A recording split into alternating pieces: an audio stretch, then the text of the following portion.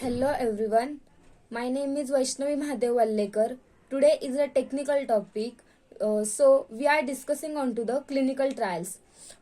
Clinical trials are those trials which is done onto the human beings after the successful results of the preclinical trials. The clinical trials are helps to monitor the safety efficacy of the drug products. The clinical trials are monitored by the regulatory authority of each respective regulatory authority of the each country.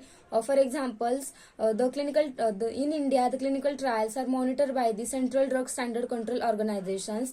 In Australia, the clinical trials are monitored by the Therapeutic Good Administrations.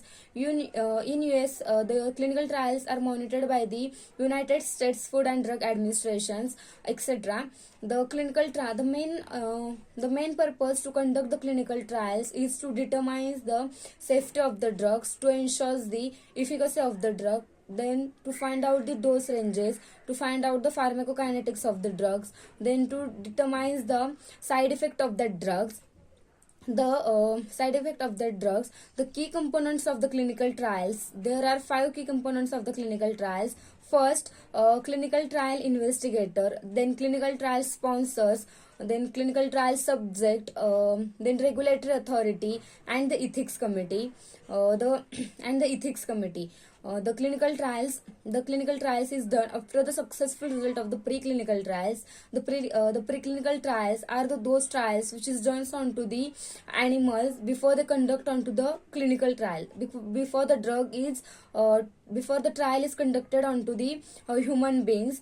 The preclinical trials includes the testing onto the animals. The animals like rat, mice, guinea pigs, then rabbit, monkey, etc.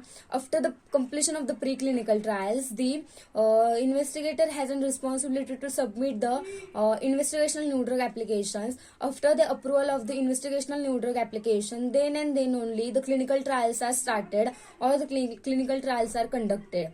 The purpose of the clinical trials to determine the safety of the drugs, to find out the ensures the efficacy of to ensures the efficacy of that drugs, then to find the drugs to find the drugs to treat the disease or the disorder, then to done the comparison of the standard drugs or to the tested drugs, to find out which drug is more effective to treat the disease.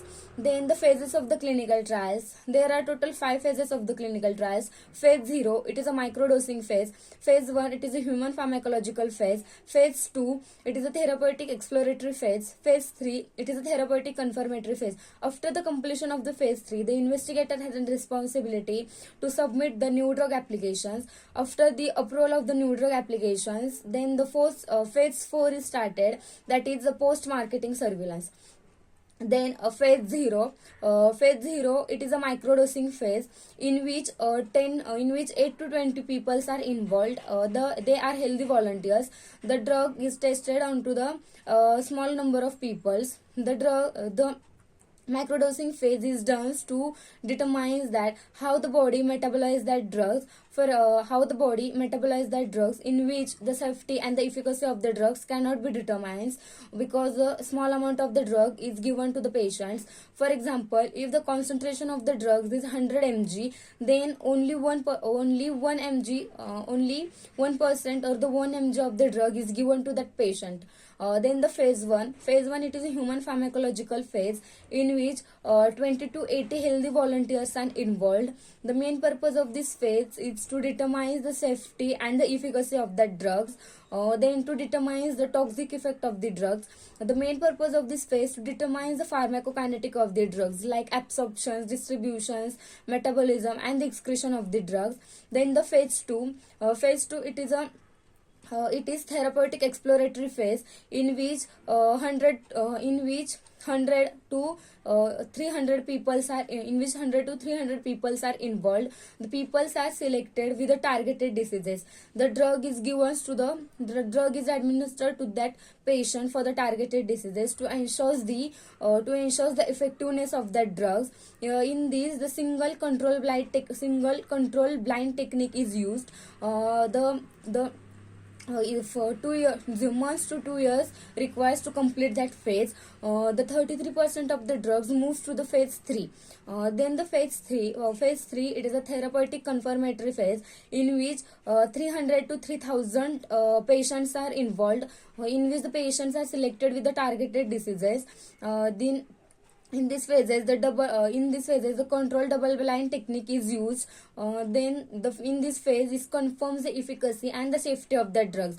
In the phase 3, the comparison between the standard drug and the tested drug is done to ensure that, or to confirm that, which drug is more effective, as to ensure that the tested drug is effective and safe for the human use. After the completion of the phase 3, the investigator has a responsibility to submit the new drug applications to the regulatory authority or to the FDA. After the approval of that new drug application, the post-marketing surveillance or the phase 4 has been started.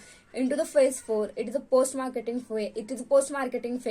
In the phase 4, it is post-marketing surveillance. It is in the phase 4. Phase 4 is post-marketing surveillance is defined as when the drug is launched into the markets for the human use, is known as a post-marketing surveillance. In the post-marketing surveillance, the long-term safety of the drug is monitored. Then the adverse event can be determined. Safety of the drugs can be determined. The number of people use the drugs when the drug is launched into the market. Etc. Then the techniques used into the clinical techniques involved into the clinical trials, like randomizations, blinding, double blindings, placebo, historical drugs, etc. Randomization means the randomly peoples or the volunteers are selected for the testing of the drugs, to avoid the bias. Then blinding, two types of the blinding: double blinding and the single blinding. Single blinding, in which the patient do not have an information that which type of the drugs they have been given. In the double blindings, the both patient or the physicians don't know about the drugs. The placebo, in which the placebo means fake medication is given to the patients which have an therapeutic value. Then the limitations of the clinical trials. There are several limitations for the clinical trials, like age limitations, time limitations, gender bias, concomitant drugs. Then the drug can be tested only onto the healthy volunteers. Then the narrow set of indications and the drug exposures during the pregnancy. Thank you.